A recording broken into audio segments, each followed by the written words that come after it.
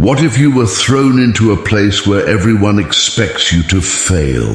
A luxurious environment, cold stares, fake smiles, and you are the target of every silent judgment. Emily, a humble young woman with big dreams, never imagined she would face her greatest test of dignity at the gala thrown by Victoria, the controlling and elitist mother of her boyfriend, Ryan. Emily works as a waitress at a small Brooklyn restaurant where every tip is a step closer to earning her college degree. Her relationship with Ryan, heir to a large real estate fortune, brought love and hope into her life. Until now, his mother, Victoria, has only seemed distant. But everything changes when Emily receives an unexpected invitation to one of the biggest social events of the year, a party thrown by Victoria herself. You don't have to worry, love. She just wants to get to know you better, Ryan says, with a confident smile. Emily is not convinced. High society events are light years away from her reality, and there is something unsettling behind Victoria's forced cordiality. Even so, Emily accepts the invitation.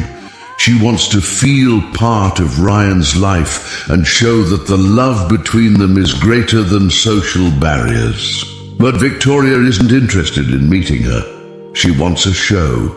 And Emily is the centerpiece of his cruel plan to show everyone that in the world of the rich and powerful, those born poor must know their place. On the night of the party, Emily arrives at the huge ballroom of a five-star hotel in the heart of Manhattan. Every detail exudes extravagance: crystal chandeliers, rare flower arrangements, and tables covered in linen tablecloths. Guests look impeccable in their couture attire, and the live orchestra plays softly in the background. Emily, in contrast, wears the best dress she could rent, simple but elegant.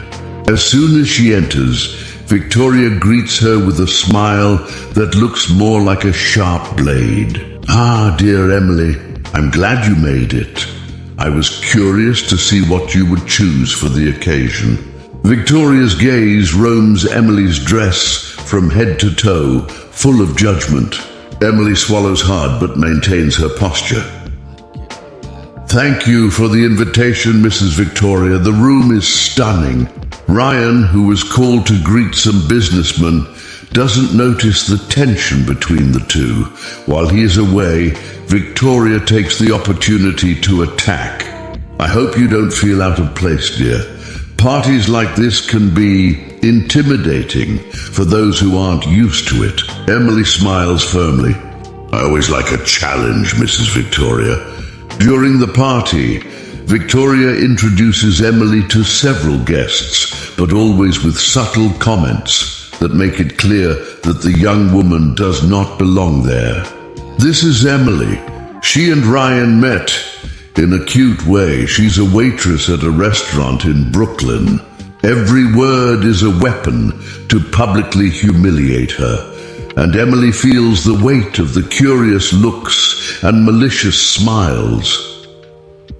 When Victoria pushes her into conversations about fashion, travel, and investing, Emily does her best to keep up, but feels like she's constantly being put to the test. At one point, Victoria approaches with a glass of champagne and says, "I hope the food is to your liking.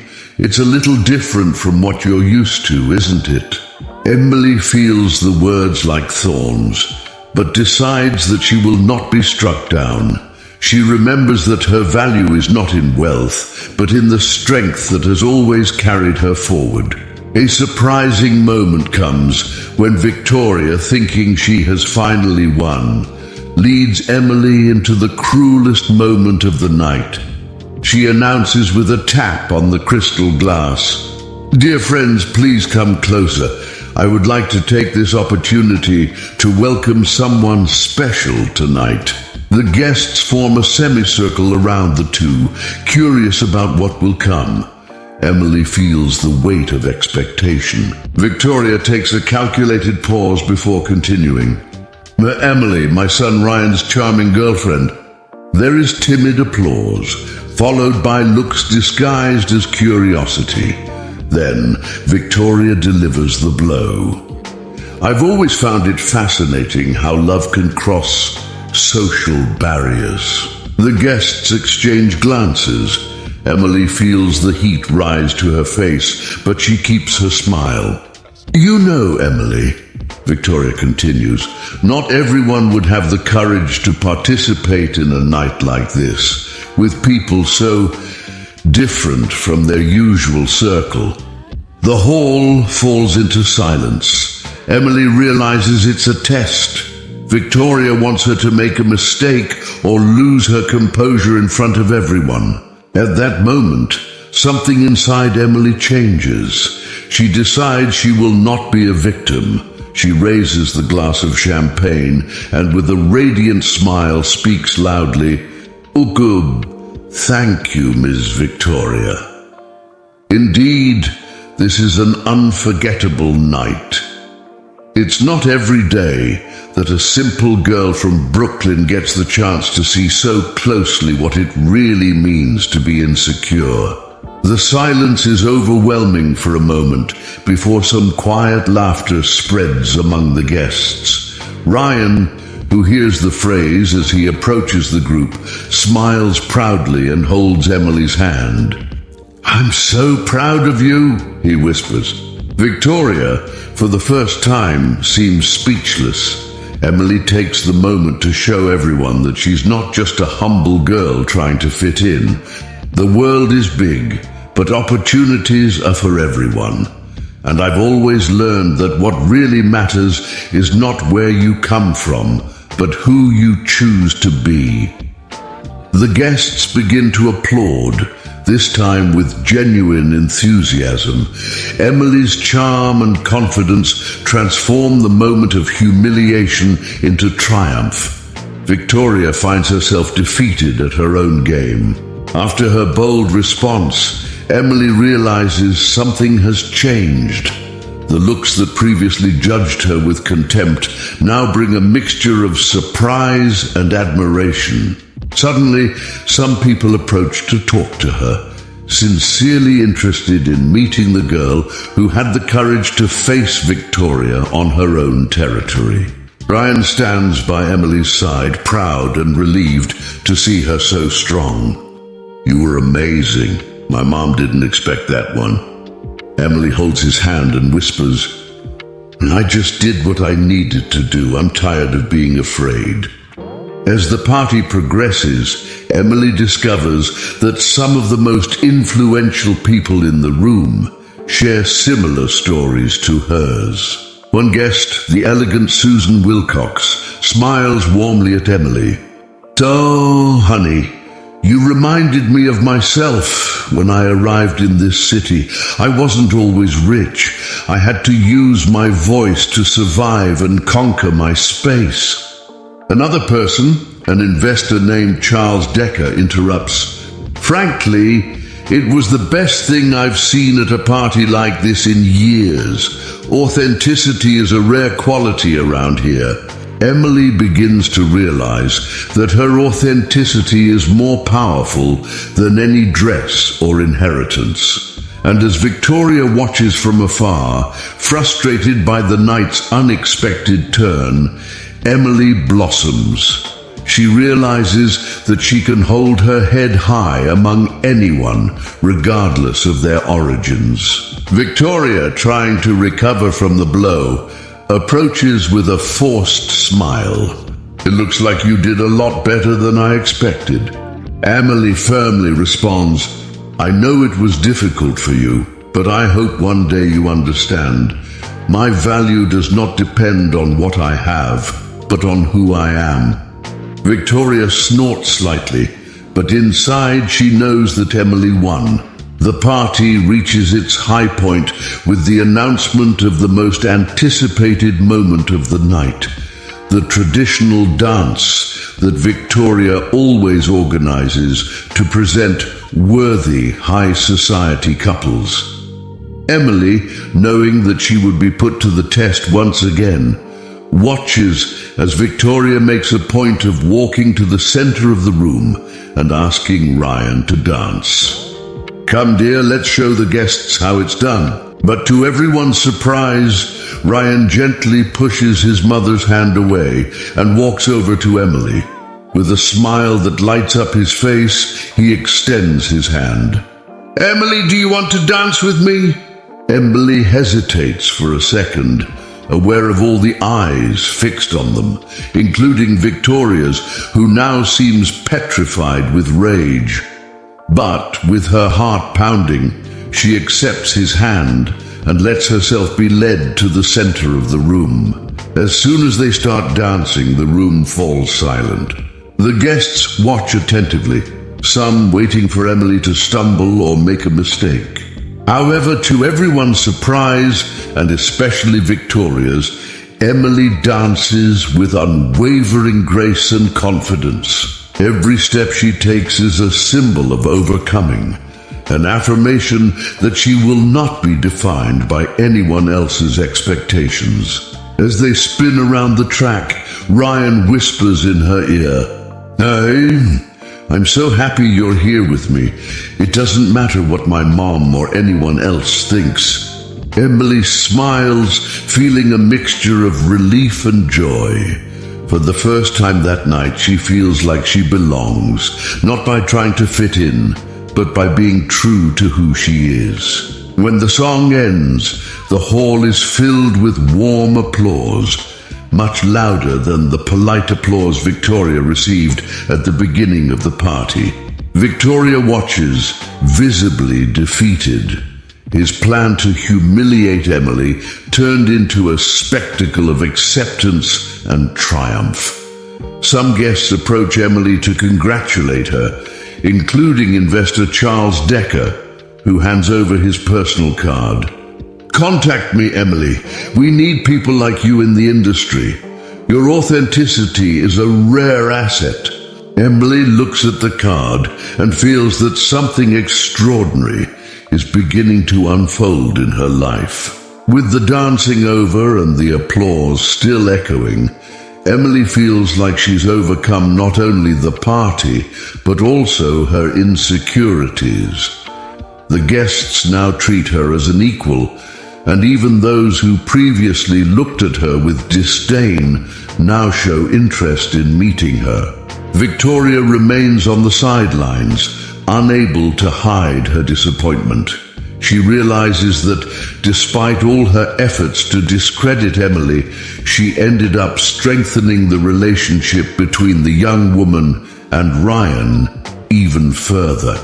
And worse, Emily left the party not as humiliated, but as a winner. Ryan holds Emily's hand firmly and leads her out of the room. Before leaving, Emily turns to Victoria and without arrogance, just with serenity, says, "Thank you for the invitation, Miss Victoria. It was a truly eye-opening evening." Victoria smiles bitterly, aware that she no longer has control over her son or the situation. Leaving the hotel, Ryan and Emily breathe in the cool Manhattan night air. He looks at her with admiration. "You don't know how much I love you. You were the bravest person in that place." Emily smiles, finally feeling at peace with herself. "I realize something tonight, Ryan. I don't need anyone's approval to be who I am." Ryan kisses her forehead and responds, "And that's exactly what makes you so special." As they walk hand in hand down the brightly lit street, Emily holds the card she received from Charles Decker. For the first time, she feels that the future is in her hands, not because she belongs to the elite, but because she believes in herself. Months later, Emily begins a new phase of her life. Thanks to the contact made at the party, she now works as an assistant at an investment firm led by Charles Decker. Her talent for communication and authenticity quickly catches attention, and she receives opportunities she never thought possible. Ryan remains by her side, supporting her every step of the way. Victoria, although still disapproving of the relationship, realizes that she has lost the battle. Over time, their attempts to sabotage the relationship fade away in the face of the couple's strength and happiness. Emily and Ryan become a powerful duo. As he takes on new projects at the family company, she begins to rise to prominence as a determined and empathetic businesswoman. Little by little, Emily conquers her space in the world of high society, not because of her origins, but because of her merit and perseverance. On a sunny morning, Emily walks through Central Park with Ryan, discussing ideas for the future. She looks at the city that once seemed unattainable and is now a stage for her achievements. I never thought that the night of that party would be the start of everything, she comments, smiling. Ryan hugs her side and says, "And to think that it all started because you didn't let anyone diminish you." Emily takes a deep breath, feeling stronger than ever. She didn't just survive Victoria's humiliation, she turned it into fuel for her growth and success. Emily entered a luxurious party expecting to be humiliated, but left as a victorious woman. With courage and authenticity, she proved that her value did not depend on her origins. Instead of giving in to social pressure, she turned obstacles into opportunities and conquered her space. Remember, it doesn't matter where you come from. What matters is who you decide to be. Like Emily, the key is to believe in yourself, even when others doubt it. Never let other people's expectations define your destiny. Did you like this story? So share with friends who need a little inspiration. Who knows, this story could be the push someone needs to face their own challenges. If you love stories of overcoming and achievements, stay tuned for the next videos. More exciting stories are coming that will warm your heart and inspire your journey. And now, we want to hear from you. Have you ever faced a situation where you had to prove yourself? Share your experience in the comments. Your story can inspire others. Don't forget to subscribe to the Kollobe Inspired Stories channel to continue following our exciting stories. This way you don't miss any news. Thank you very much for watching until the end. Your presence is what makes this channel so special.